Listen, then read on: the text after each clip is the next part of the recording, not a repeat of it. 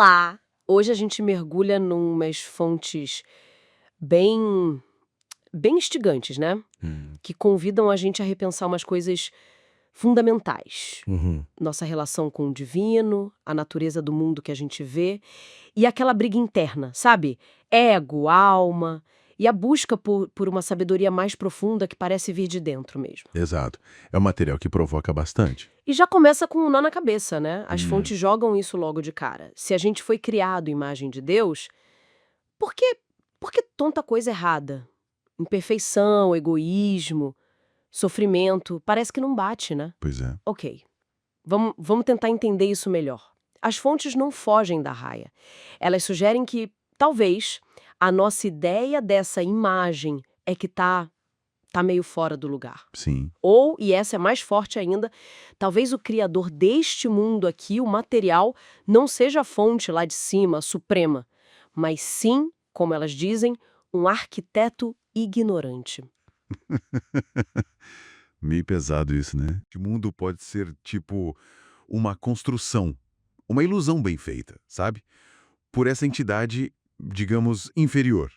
Um artesão cósmico, talvez, que lida com a matéria, com as regras daqui, mas sem sacar a essência espiritual original. Nossa! E aí, nessa visão, as almas ficam meio presas aqui, num ciclo de dor, de apego ao ego. Isso é meio perturbadora, né? Quer dizer que a realidade que a gente vive seria tipo uma cópia meio zoada, uma sombra. É uma forma de colocar uma interpretação possível a partir dessas fontes, sim. E Jesus? Como ele entra nessa história toda? Então, as fontes mostram ele de um jeito bem específico. Ele não estaria, digamos, concordando com aquele Deus, às vezes vingativo, punitivo, de partes do Antigo Testamento. Certo. Pelo contrário, ele estaria apontando para além desse criador do mundo material, para uma fonte muito, muito superior. Pura luz, consciência pura. Algo que o mundo material nem consegue tocar direito. Entendi. E o surpreendente que as fontes destacam é que isso coloca Jesus meio que contra a corrente, né? Não só contra as autoridades da época, mas contra a própria ideia comum de Deus que se tinha. Mostrando essa desconexão. E é aí que a coisa fica bem interessante, né? Porque as fontes até falam de ensinamentos secretos que Jesus teria passado depois da morte, mas só para alguns, tipo Maria Madalena, Tomé, almas já despertas. Isso sugere o quê? Uma hierarquia? Aponta para uma ideia de preparo interno, sabe? Nem todo mundo estaria pronto para ouvir certas coisas. Uhum. E isso conecta direto com a grande questão que as fontes exploram: a tensão entre o ego e a alma. Ah, sim. O ego versus a alma. Isso. O ego, como elas descrevem, nasce da separação. Aquela coisa do eu, o meu, diferente do outro. Ele é visto como necessário no começo, para a gente ter identidade, para sobreviver aqui nesse plano. Sim, para se localizar no mundo. Exato. Mas se a gente não trabalha ele conscientemente, ele vira uma prisão.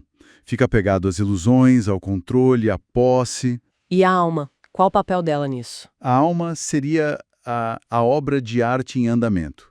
A escultura, como você mencionou antes da gente começar. Que a gente vai lapidando durante a vida. Gosto dessa imagem. Cada experiência, cada desafio, cada momento de consciência seria uma martelada, uma lixada nesse ego bruto. Se a gente pensar no quadro geral, o propósito da vida para essas fontes seria justamente essa alquimia interna. Transformar o ego reativo em alma consciente. Não destruir o ego, então, mas refinar. Exatamente. Refinar. Lapidar. Mas como? As fontes dão pistas de como essa lapidação acontece no dia a dia. É só sofrendo ou tem algo mais ativo? É um processo de trazer consciência para as coisas. As fontes sugerem que não é o evento em si, mas a consciência que a gente coloca nele que faz a diferença. Ah, entendi. É transformar a reação, sabe, aquela coisa automática, em resposta consciente. O julgamento em compreensão. E elas são bem claras sobre o que acontece depois, né? Depois da morte física. Um ego muito denso, pesado, não trabalhado, ele seguraria o espírito aqui, preso nessa realidade que elas chamam de ilusória. Já uma alma leve, refinada, permitiria que o espírito se soltasse dessa identificação e voltasse para a fonte. E isso não é castigo nem prêmio. Não. É mais como uma consequência natural, vibracional mesmo. Onde você vibra, você fica, digamos assim. Entendi. Faz sentido. Então, a mensagem principal que atribuem a Jesus, a Madalena, nessa leitura é que a salvação, a libertação, não vem de fora. Não. De ritual, não de acreditar cegamente. Exato. Vem de despertar essa faísca divina que está dentro. Do trabalho interno, paciente, o reino dos céus está dentro da gente. Perfeito. Reforça que o valor real não está no que a gente conquista aqui fora, mas nesse trampo interno de desenvolver a alma. E isso levanta uma questão importante sobre onde a gente põe nossa energia, né? Com certeza. Então, para a gente amarrar as ideias, o que essas fontes trazem para a mesa? Elas desafiam a imagem que a gente tem de Deus, do Criador, lançam essa ideia radical do mundo como talvez uma ilusão, descrevem nossa jornada como essa transformação do ego em alma e apontam para dentro, para a sabedoria interior, para a conexão com uma fonte divina dentro da gente, como o caminho para se libertar. Basicamente, o despertar é um ato interno. Exato. E para deixar uma pulga atrás da orelha, né? Um pensamento final que vem direto dessas fontes.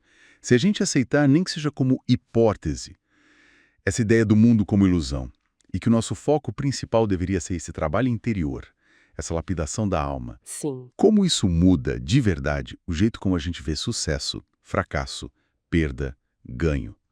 Aqui. Qual o peso real das nossas ambições, das nossas frustrações do dia a dia, olhando por esse ângulo? Fica aí, pra gente pensar.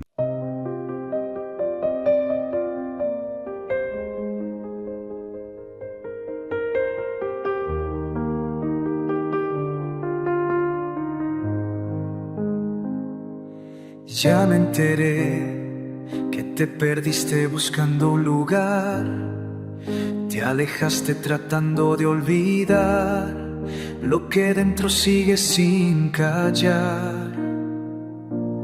Pero no ves que lo que somos no se puede borrar. Esta luz en ti no deja de brillar, aunque intentes escapar. Y cada noche cuando apagas la razón, en el silencio soy tu voz. Nunca estuve lejos de vos, porque en tus noches me vas a oír, en tu silencio voy a latir. Y aunque lo niegues no puedes huir, sigo viviendo en ti. Y cuando llores por no sentir esa conexión que te hacía vivir, vas a entender que lo que soy nunca dejó de existir.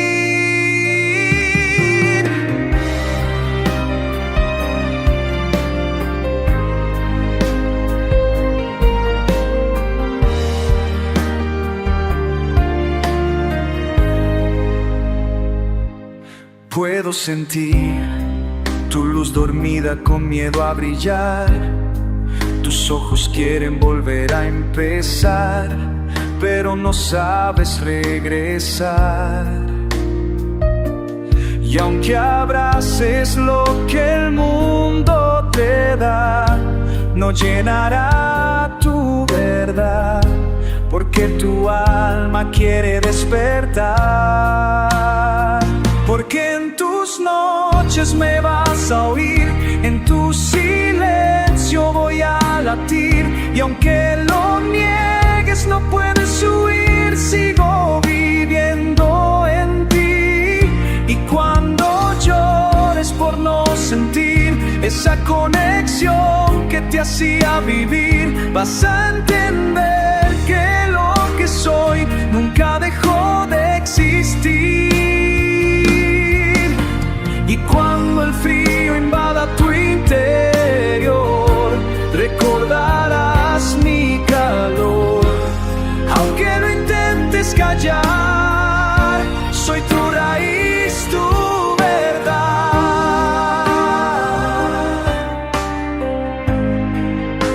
camino suave y esperanzador.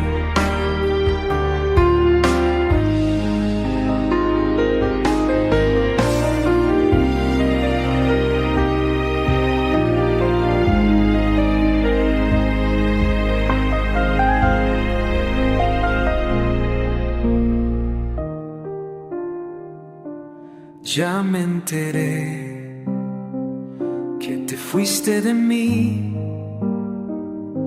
pero aún soy yo quien vive en ti.